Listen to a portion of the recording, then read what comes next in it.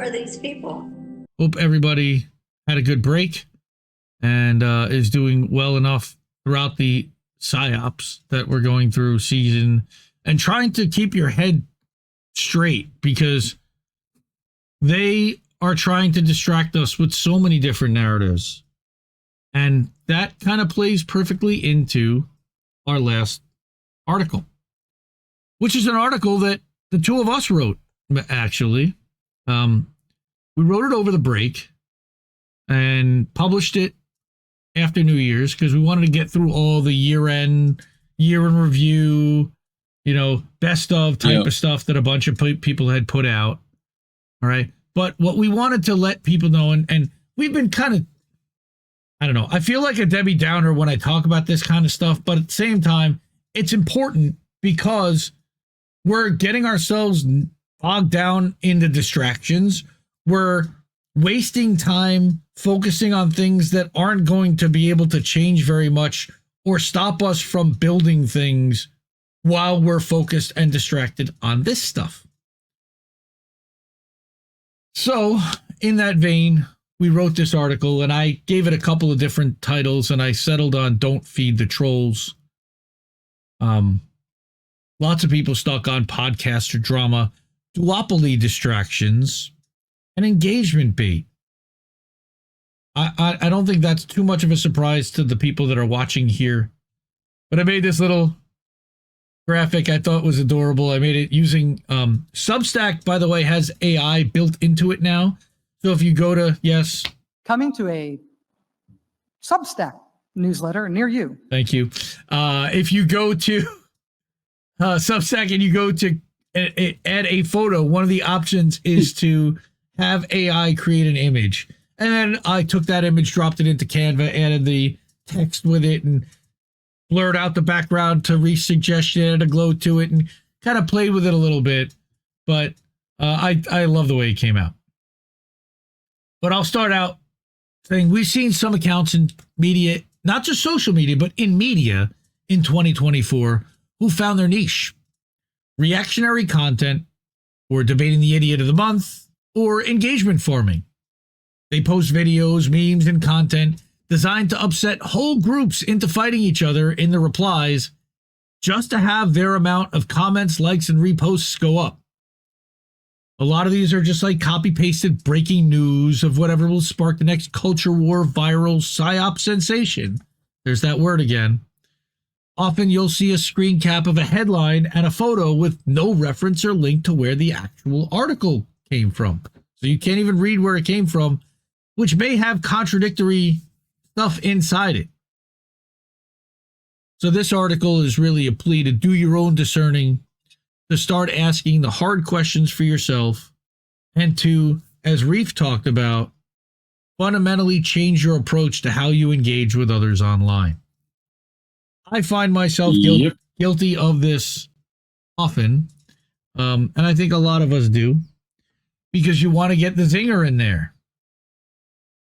If you feel the need to engage negatively online, and more importantly, if this account is a frequent offender to you, meaning that it triggers you or upsets you, why should this account or subject matter have access to your eyeballs and mind space? The algorithms, remember, are designed to show you more of what you engage with. This is, again, something that this guy talks about quite often, which is curate your news feed. Yeah, I think that's an important aspect, especially when censorship is rampant. You need to actively try and push the things you want to see more of into your, So, yep. Like I said, if you spend your time debating with the mountain of bots fighting some information war, you'll just be shown more of the same type of content you don't believe in. You have to make a conscious choice not to engage with that, remove it from your feed, and then like, comment, and share what you actually want to see and what you want your followers to see. Now, Twitter, screw you, Elon, we won't call it what he wants, specifically is paying blue check subscribers based on this engagement. And it's not nearly what he was paying them a while back, by the way. I saw Decensored News put up a video from summer of 2023 where everyone was bragging about how much money they were getting paid for their blue checks. That money's way off now. But growth and reach are king. The number on their payout is dependent on how much they can stir up, how much attention they can stir up, and how many eyeballs they can keep pointed at them. The only way they can measure that is engagement, whether that's just a view, a comment, a reply, or a like, or any impression of any kind is what they're looking for. So what does this do? This pushes and incentivizes those monetized creators to farm for rage arguments under their posts. What they want is people fighting. Any argument. Yeah, any engagement. You know, some people are doing this on the other side, trying to get like supportive engagement too. But having said that, a lot of people just don't care and want any engagement. That's why you see posts that are just like, you know, some random thing that says like, do you see that? Do you see this? And then doesn't explain what it is and just posts a picture. Right? Like, you just want people in the comments to say anything. You know? Yeah. So, like, plenty of ways to try and scam that system. But so my point to this was, if you're worried about people not understanding an issue that any of these distractions are getting wrong, you're welcome to post the resources, information, and media that could actually help your followers see for themselves who they should and shouldn't engage with. Again, separately, not on those posts, not quote tweeting those posts, not retweeting those posts, not reposting those posts, like just on your own time without any of those people mentioned. You can just be like, this is wrong. Right. You know, because at a time when all the top truth-telling journalists and pundits consistently getting things right are heavily suppressed online, wouldn't your time be better spent sharing their work and the information that they bring to the table? Part of the reason why they're not getting seen is because these overinflated promoted accounts get those retweets. Yeah. And we don't want to contribute to the problem. This is happening, by the way, on both sides of the aisle, and to those on neither side of the aisle. It's everybody. Because the wealthy are all paying influencers to control a portion of the narrative. We talked about this in the article that I had written over the summer, or on Memorial Day, published about the DNC hiring influencers, right? And you guys have covered this 2 years ago, and now some of those influencers apparently got to go to the White House. I don't give a crap about any of that. That's just, again, distraction. The influencers that are being paid are not a distraction, because what in the podcast election of 2024, it was acknowledged that broadcasters or podcasters that have a decent sized following and an influence on their audiences, because of that authenticity, have more resonance with what they say and what they recommend. So they started running towards inflating and pushing those narratives towards those podcasts and influencers. You can clearly see the numbers influencing a lot of content today.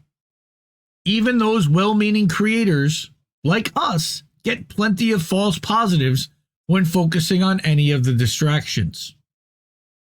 Those posts and videos get boosted by the trending algorithms, and with growth being the motivating factor, patterns tend to be repeated quickly if that's really what your motivating factor is, rather than getting the information out and countering the narrative and the propaganda that's being pushed by corporate media, which is what we do. And you see a lot of that happening, and we see it when we put a certain name in a title, that it will tend to do better. And I can tell you before we even publish the video which ones will do better. In addition, creators are using keyword-driven tools just to pull more audience for themselves. And there's nothing necessarily wrong with that, but you see it in their collaborations with influencers and networks that anyone with more than goldfish memory retention, again, that's a Reef quote, have had issues, to say the least. If you don't go on places and work with those who already have reached, well, of course, you can't be seen. But these influencers and networks have been proven to be untrustworthy and incorrect, downright toxic, paid off, morally and factually fickle, focused on fame, notoriety, sensationalism, book sales, and clicks. Why continue to work with them if you're truly independent? Funny that. Weird. Mm-hmm. I think we have to ask that question from some people that we know and maybe that we follow and watch and listen to. Or they can ask that of themselves. Or they can. All sorts of red flags we find are ignored or dismissed from these more established figures because they have some credentials and following. All right. And they tend to get a pass and still get invited to appear on shows, even though we know they're problematic, to say the least.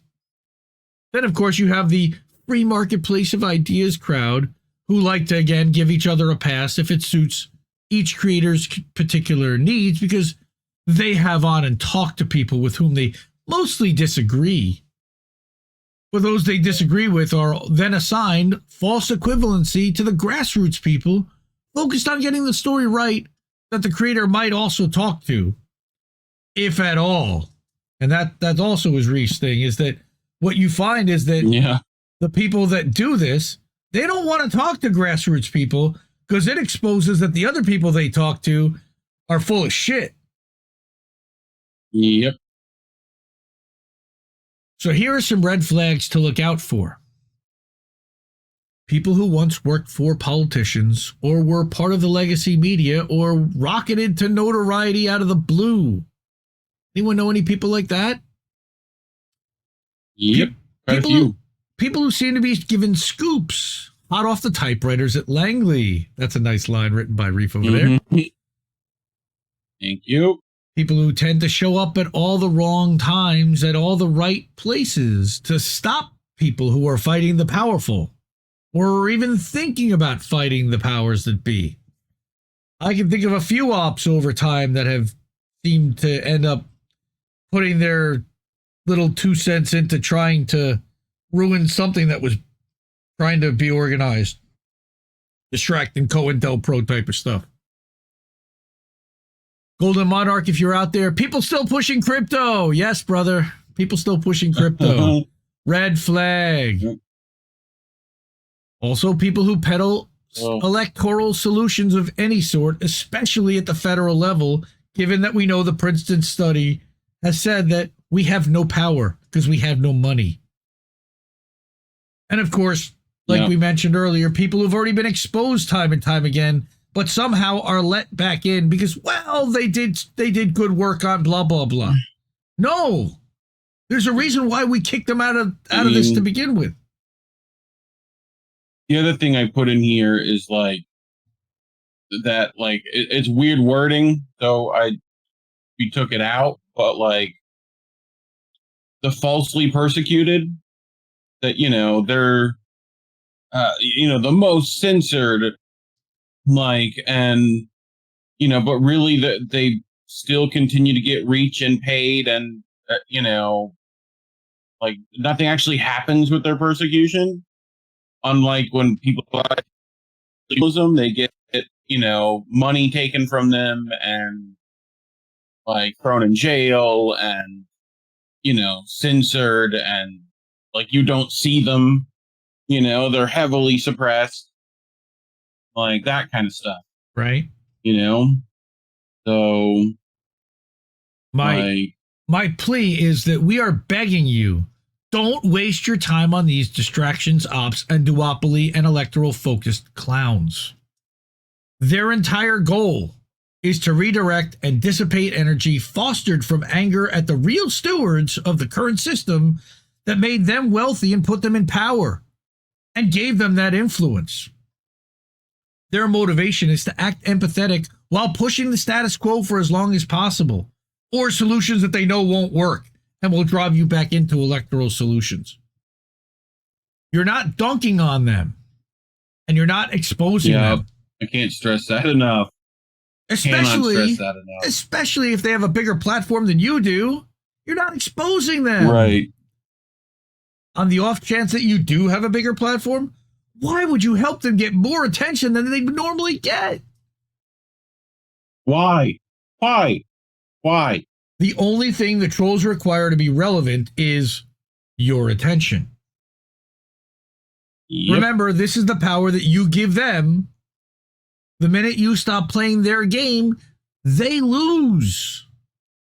Don't give it away to those undeserving or those who haven't earned it. Give it to those who have.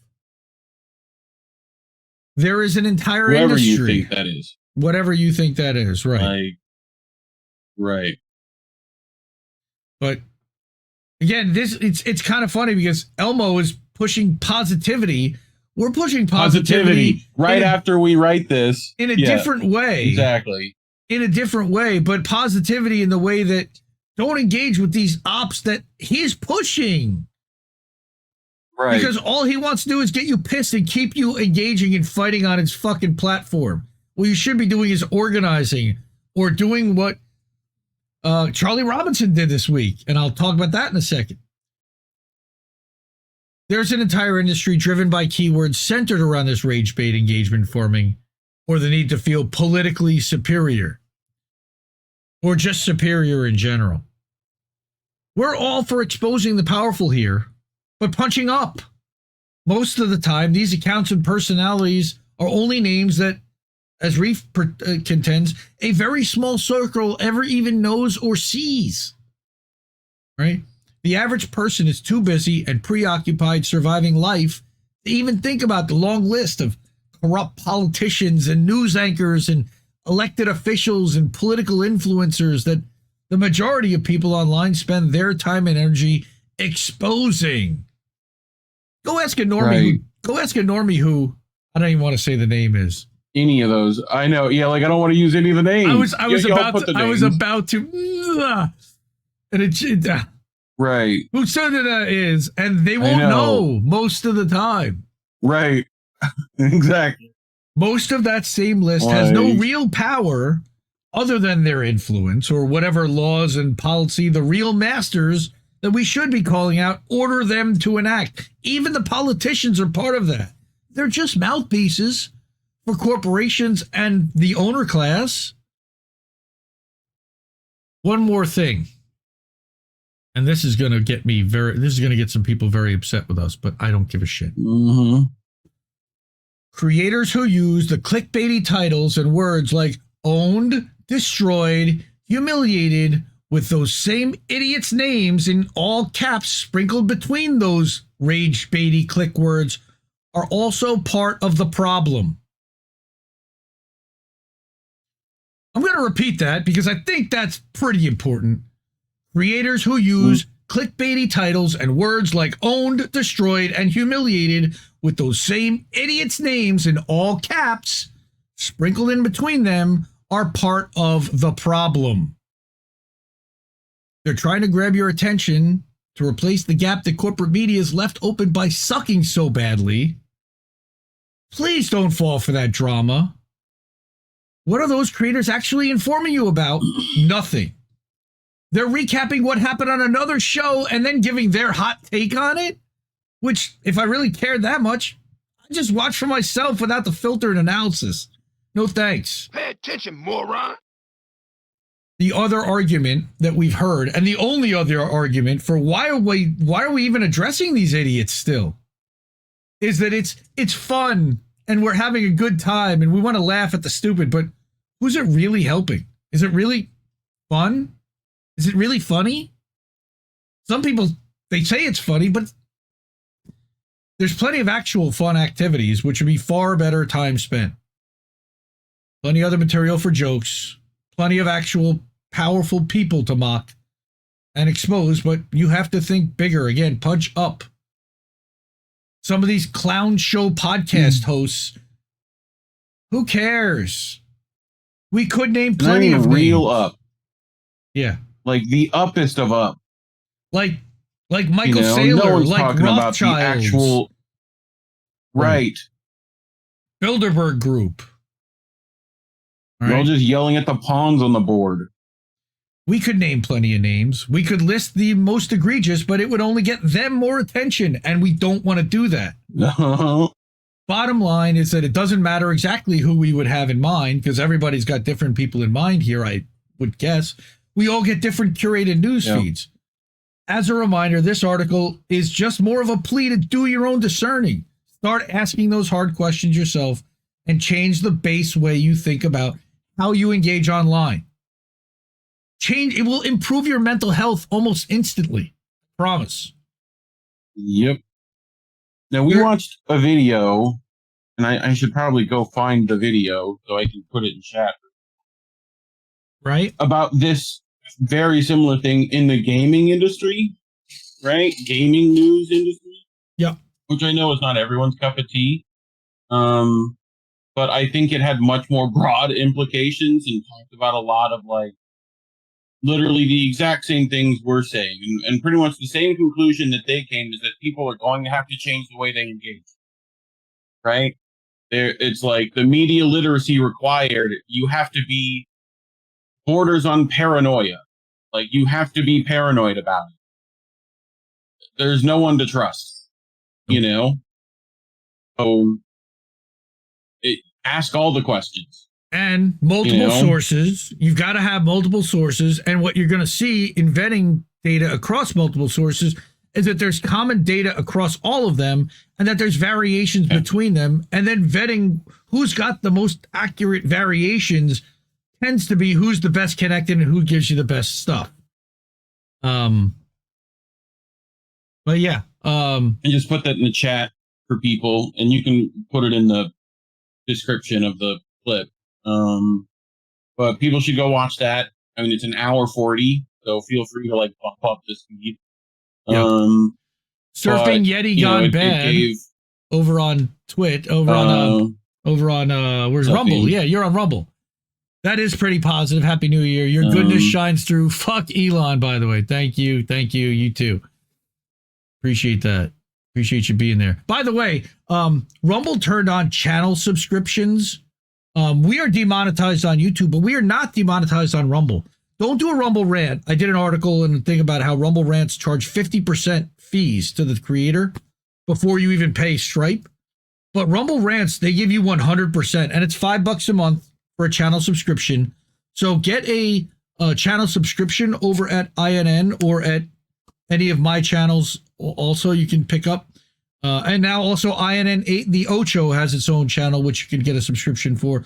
$5 a month. It renews, I believe, automatically. You can even gift a subscription like they do over on the Twitches. I just wanted to put this up. Again, we are often demonetized. What was the acronym?